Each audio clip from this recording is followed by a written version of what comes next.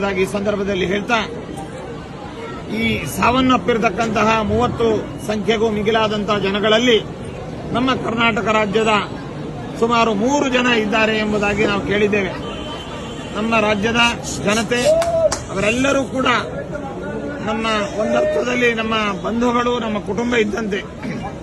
ಅವರ ಕುಟುಂಬಗಳಿಗೆ ನಾವೆಲ್ಲರೂ ಕೂಡ ಜೊತೆಯಲ್ಲಿದ್ದೇವೆ ಮತ್ತು ಅವರ ಮಕ್ಕಳುಗಳಿಗೆ ಅಥವಾ ಅವರ ಕುಟುಂಬಕ್ಕೆ ಬೇಕಾದಂತಹ ಆರ್ಥಿಕ ನೆರವನ್ನ ಮತ್ತು ಸಾಮಾಜಿಕ ನೆರವನ್ನು ಕೂಡ ನಾವು ನೀಡಲಿಕ್ಕೆ ನಾವು ನಮ್ಮ ಮಂತ್ರಾಲಯದ ರಾಘವೇಂದ್ರ ಸ್ವಾಮಿಗಳವರ ಮಠದಿಂದ ನಾವು ಸಿದ್ಧರಿದ್ದೇವೆ. ಕರ್ನಾಟಕ ರಾಜ್ಯದಿಂದ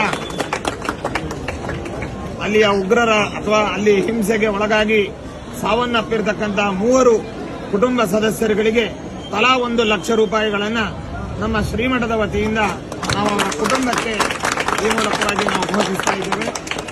ಮತ್ತೆ